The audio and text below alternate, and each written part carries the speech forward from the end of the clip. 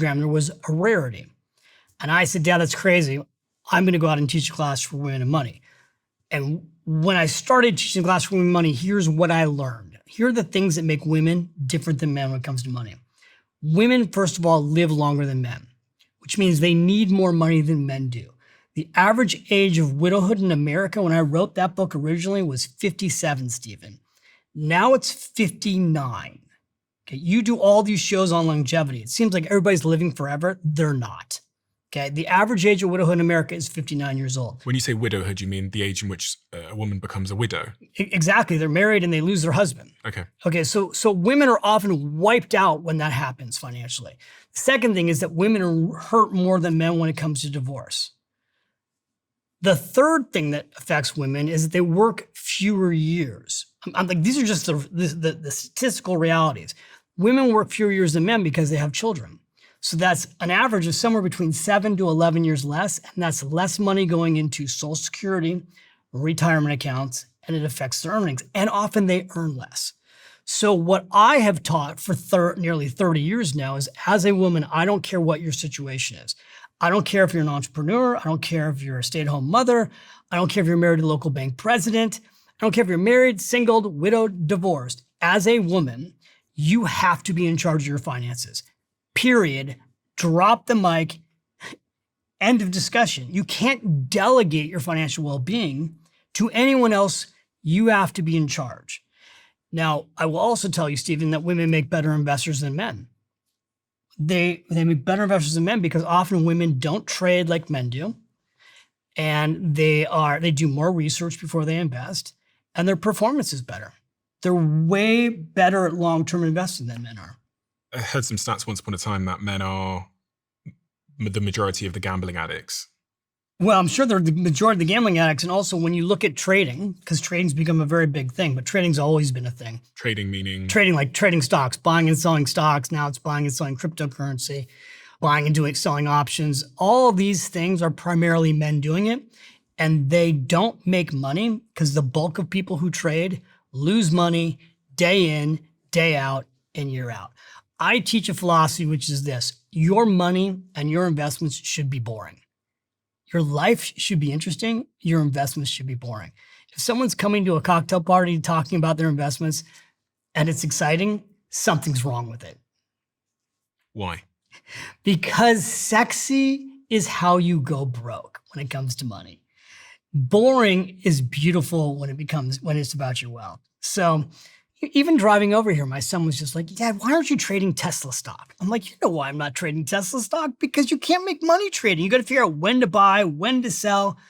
I want my kids investing in index funds. I have my clients investing in index funds. Boring is beautiful when it comes to money. Before we get into the real specifics and the tactical strategies, and we think about a bunch of the sort of things you said about debt and credit cards and saving and getting out of debt and how to become wealthy and an automatic millionaire, is there anything we should discuss as it relates to the broader context of what's going on in the world, whether it's wealth inequality, whether it's the amount of people that are living paycheck to paycheck? What I'm trying to get a picture on what the state of financial wealth looks like in the Western world. Yeah, well, so let's talk, when people talk about economies, here's the economy that matters. In my opinion, your economy. Meaning the person that's listening, the economy that you're in control of is yours. You're not in control over what's going to happen with interest rates, what's going to happen with geopolitical things, what's going to happen with AI. The only economy that you can control is yours. Now, here's the question. Are you working? Most cases, the answer is yes. The average person will work 90,000 hours over their lifetime.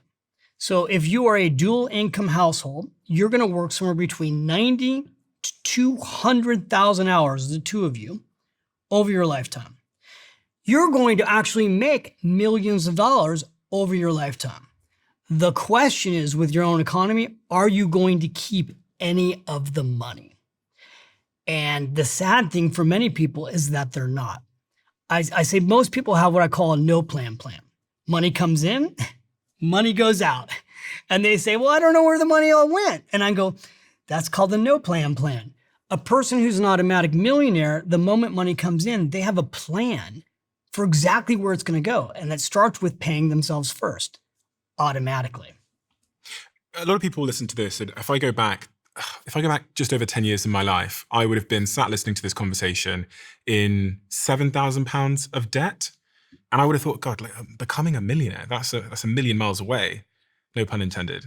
To become a millionaire, I'm going to have to earn so much more money. And at the time I was working in call centers, it would have just felt so far away. And I say, people are struggling to feed their children, let alone become a millionaire. Is it far away for the average person? It's far away if you don't know the strategy. There's a strategy to getting out of debt. There's a strategy to building wealth. There's a system. How much of it is just earning more money? Because when I have these conversations on my show, I think the surprisingly untouched territory is we don't teach people how to become more valuable so that they can earn more money. A lot of it's about like index funds or savings, whatever. But how much of it is just like, I need to get higher valued skills in the market? We know for a fact that making more money doesn't make you rich. So people can go, as I told you earlier, like from $100,000, they can go from $50,000 to $100,000 and still be broke. They can go from $100,000 to $200,000 a year and still be broke. They can go from $200,000 to $300,000 and still be broke. In the US, when you take households that make $150,000 a year, 1 out of 3 of them are still broke. When you peel back the curtain and you ask, why is that? Well, we know things cost more, but we also know there's massive lifestyle creep, right? You get around other people who are making more money and then you spend more money. And the reality is these phones are designed to get you to spend everything, right? Today with the algorithms, there's better technology today than there's ever been to get you to spend more money. And nobody wants you to spend money once. They want you to spend money for a lifetime, right? It's the lifetime value of a customer. So there's a battle for our income. And everyone wants a piece of it. It starts with the government. Like you go to work, and you go to work at 9, and you actually work from 9 o'clock to 12 for taxes. Now, this is an important lesson, actually. The government doesn't ask you to budget to pay taxes. They take your taxes from you automatically. They take Social Security from you automatically. They take the money from you automatically because they know you won't have anything to give if they don't take it from you. Then people work from 12 to about 3 o'clock for housing and food. And then from 3 o'clock to 5 o'clock for all the rest of the things.